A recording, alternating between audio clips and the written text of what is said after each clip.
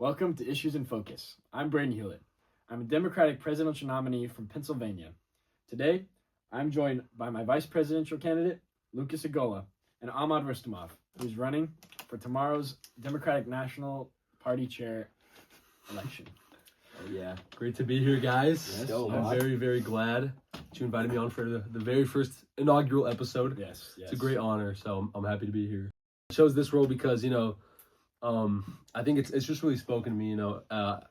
Ever since a young buck, I was born not in a hospital bed. I was born in actually a Democratic National chair. That's where my mom gave birth to me. So I was kind of born for this role. I was kind of made for it. Yeah, absolutely. But I mean, the reason I want to do this is because, I want a fair, unbiased election, and I want us to all have fun with it. All the candidates. I support every Democratic candidate, whether you're running for Senate, Congress, Attorney General, President. And so I think just connecting with all the Democrats, in the school and giving everybody, a voice and a chance to win their election and, beat out some red seats. I heard someone call you important. a champion of free speech. Would you agree with that? I would agree with that, Okay. and I've actually heard multiple people call me that. So, I know. I was seeing it all over Instagram. it's just everywhere. And guys, look what he brought to this podcast. You know he is ready. I actually did bring the Constitution of the United States. The Constitution. Which I have memorized, so I don't really need it here. He's not a champion for our personal.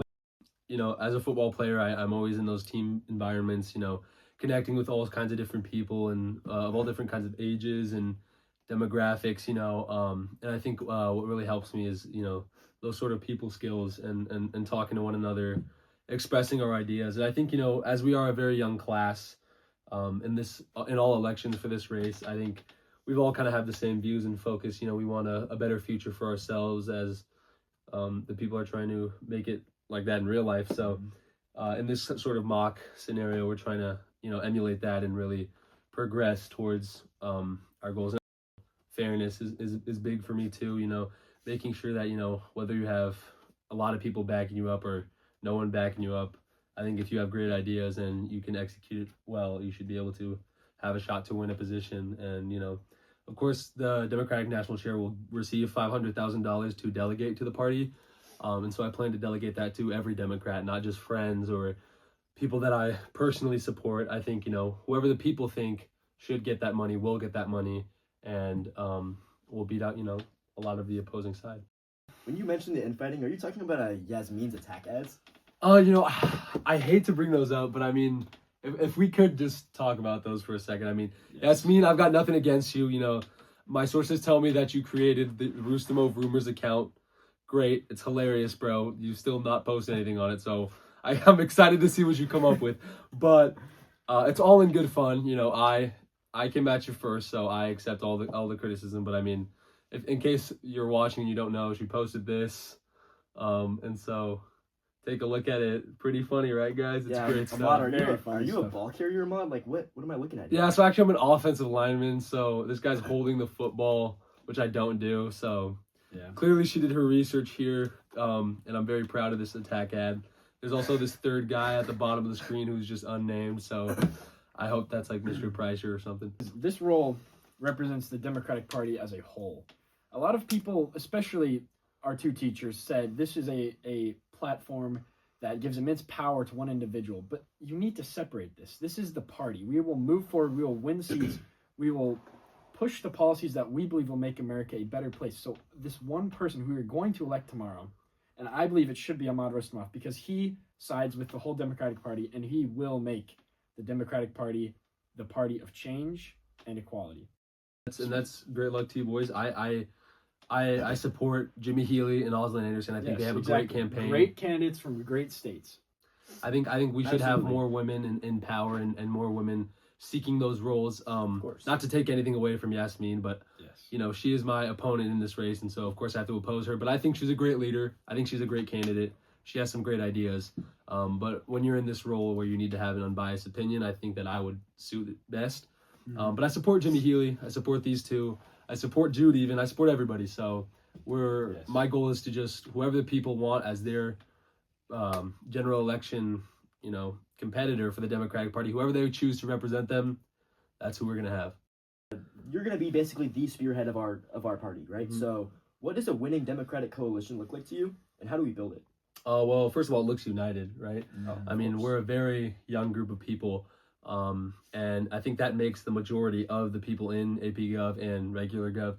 I think it makes the majority Democrats, right? So Yes. I Oh, think for sure, I yeah. think the wide majority is Democrats, and so the big thing is voter turnout and unity, right? I think we all need to be on the same page on, who we think should win each position, for Congress, for Senate, for Attorney General, for President, and I think once we can decide who we are rallying behind and get those funds to those people, from there we can increase voter turnout. I've actually seen Vote. your team do a lot of personal emailing already. Yes, I think of course. I think A lot Reed of personal McIntyre- email. Our Secretary of Federal FERDA, Reed McIntyre, has been getting to work. Some would say he's been getting sendy with the emails by sending Yes, quite a few yes, emails. Absolutely, yeah. He's- I didn't even Yes. make that connection in He's my mind. But he's getting it's very beautiful. sendy. The federal FERDA is getting very sendy. And- So Sir, what do you have to say about your partner, Owen James? Owen James, what is there not to say about the legendary Owen James? I mean, 6'3", 250.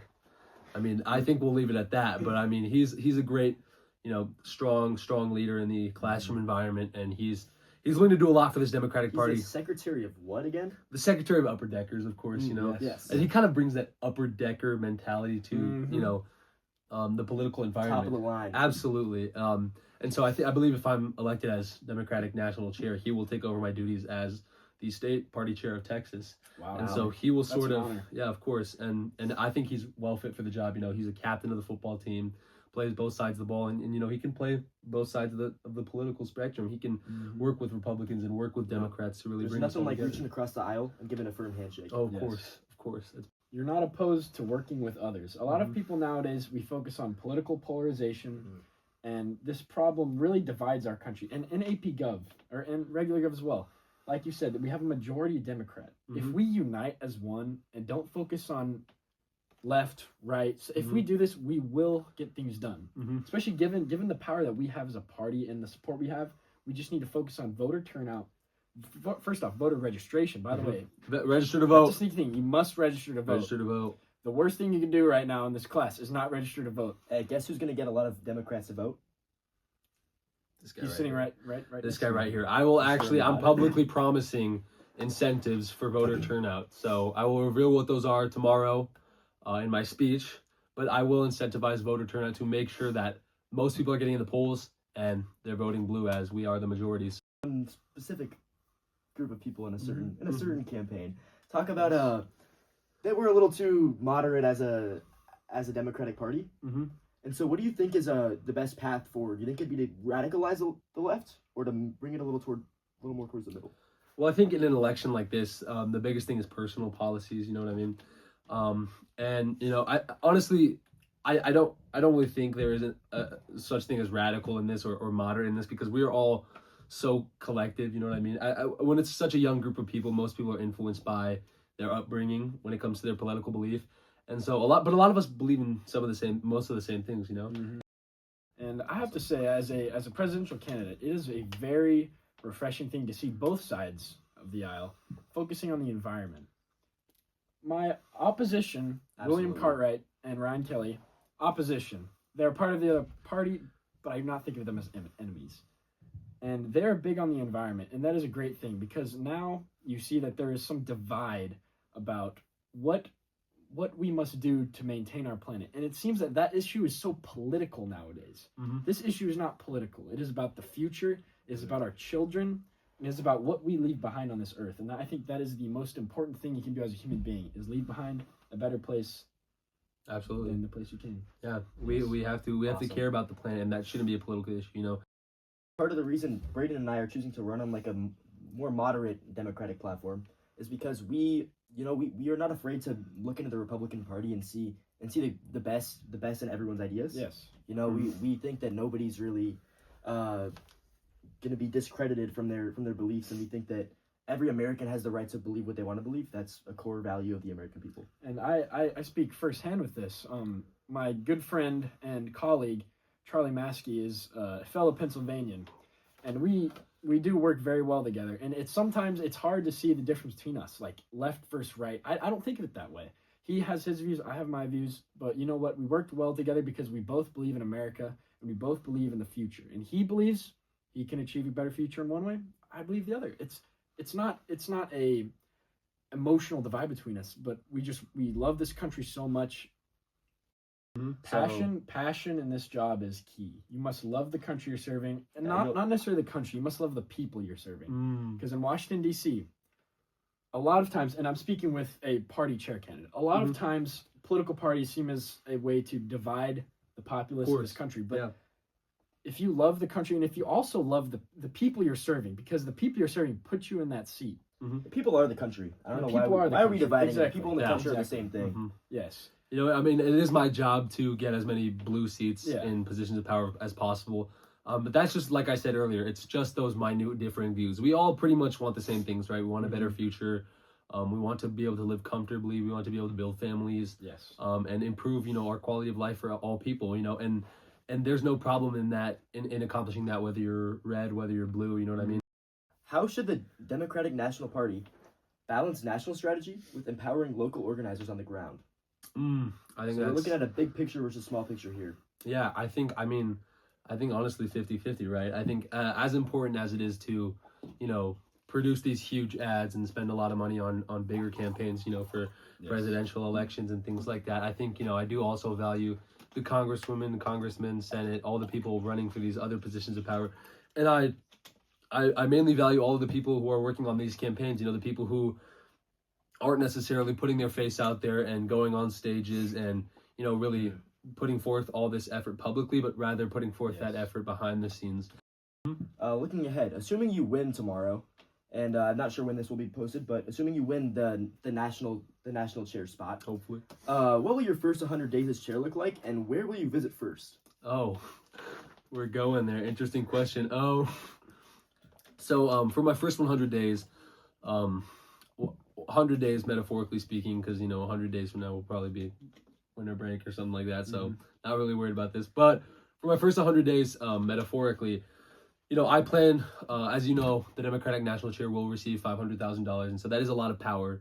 That is a lot of influence, especially when the Democrats are the majority party in this classroom environment. And so I plan on delegating that money, right? As of now, I'm responsible for about $77,500 to delegate towards Democrats in the state of Texas. And I think that's very important. I will continue to use that money to support them. I already have used that money to support their campaigns. But now I get to do that on more of a macro scale, right? Now I get to do that for all sort of candidates like you guys, like Healy Anderson, like even O'Keefe. You know, I plan to support all Democrats running not only in the presidential debates and presidential elections, but also, you know, the smaller races. Zaid Haddadine, I've already worked with him. I've begun working with PACs that favor more democratic values, such as the PAC that Aiden Urquis is running. You know, we're all sort of working together as a party right now, and I think a lot of that comes with, you know, needing funding and needing to put out ads and flyers, and with that $500,000, I'd love to hear you out, but I'd like to cut you off right there because I'm more worried about the visit. Where are you visiting first? Where will you go? You know, as this is an AP government classroom, the 200 hallway, I think I'll make my third trip to, you know, the Holy Land, the Social Studies IMC. Yes. You know, I mean, we wouldn't have it any other way. We have some great allies in the there are a lot of PAC money there, but one thing it differs. Just asking, I mean, for your campaign, do you guys take any PAC money or? No, we don't. My opponent, he is part of my party, but I have to point this out. In his opening remarks, he said that political corruption was his top priority to kind of expel from our political scene. And you know what? I do agree with this. And Lucas Agulla and I, as an administration, we do not take corporate PAC money. We do not want any outside influences, for some reason, separating us from the people we serve in the states. I think that's really important. Upon conversation, my opponent, who pledged to eliminate political corruption, I heard that, yeah. he takes PAC money, corporate PAC money. So I'd just like to raise a question. So when you're taking money from these corporate PACs, would they stop supporting you if you stop supporting their beliefs? Would that send your campaign off the rails? It seems like there's a clear hypocrisy in this situation. Let's say one of these members, also president, a lot of power. Constantly, there are big corporations in the Oval Office trying to negotiate. We see this with the current administration. Very much. If an oil company comes in the Oval Office and they donated 1.2 million. Also, a very familiar number. I'm not sure where it comes from. I think That's pretty Ahmad familiar. knows. Ahmad knows. I don't know. You don't I know. don't know. I Lucas? really don't know. I have I'm no not comment. sure. No comment on Something that. to do with Mr. O'Keefe, I think, but I don't It know. is, Really? It is, yeah. Really. I mean, you're kind of putting me on an island here, so I Yeah. don't really. I mean, not to speak to Mr. O'Keefe about Yeah, islands. just We'll metaphorically. we'll scratch past that. But anyways, sorry. It seems that if you are given a plethora of money, that you will act in favor of corporations, separate yourself from the people you serve in America, especially in such a highly esteemed office on the world view. No, Brayden, isn't that part of the reason why we started this podcast today? Yes. So that we're not forced to accept such money, and we can use our own American freedom of speech to bring forward our ideas instead of. Oh yeah, consult James on that. Why don't you? So, Mad Dog Madison. Mad Dog Madison, Article 1, clearly states that we have the right to express ourselves as we see fit. And you know what? We as My favorite candidates believe not only expressing ourselves, but Say it letting every other day. people, giving other people, like our good friend Ahmad Rustamov, giving other people a platform to express their views. Absolutely. And you know what? Here's what I will say. This podcast, Issues in Focus, this podcast will not just be a partisan podcast. We will have many guests, Republican, Absolutely. Democrat. It does not matter. We are willing to talk about the issues because the issues are what matter in America. Am I allowed to request a guest that I would see fit for this podcast? Yes. Who do you think? I would love to see the Lubinator himself, Axel Luber, Oh, come take the mic for a few hours. I'm glad you maybe a few mentioned that days. because we have that in the works right now. We talked to him. We have talked to him. And I'll tell you what. It's I mean, that just sounds like Great Balls of Fire to me. You know what I mean? It is. It will be truly spectacular. Mr. Rustamov, I'd like to move into a new question. Of course. So about your policy specifically, Mhm. how can Democrats communicate big issues like cost of living, climate, and healthcare in a way that resonates with everyday people? I think relatability is a big factor there. Not just relating to the average person, but also the underprivileged person and someone who might be better off. Mm-hmm. We all have to deal with the cost of living and healthcare and climate as it affects all of us Absolutely. as members of this country and of the simulation. And so I think appealing to all people, and especially those in need, right? Especially the people who Maybe you roll the one, you don't have any money. exactly. Maybe you roll the one, Maybe. metaphorically or in real life. As Democrats, it's crucial that we communicate that. I think a lot, like I said, we as a class, bipartisan, we agree on a lot of things, but it's those key issues that really set us apart of the aisle from red to blue. Yes. And so I think when we really attack those issues and are very prominent in advocating for those issues, that's where we can really succeed and see some real. It's really important to kind of address these issues and work together on them. And I'm willing to work with people who oppose me, whether it be the Republican Party. Grant, I wish you luck, Grant, with your endeavors with the Republicans. Great conversation with Grant. Great. Absolutely, and even Yasmin too. I don't like infighting. I mean, despite what my ads said, I try to keep it tame. And it's all in good fun. I do support you, Yasmin, even if there's things that I had to regulate there. I kind of. Wait. What? You're regulated? Yeah, I mean, You should never be regulated. You should be able to say what you want. really?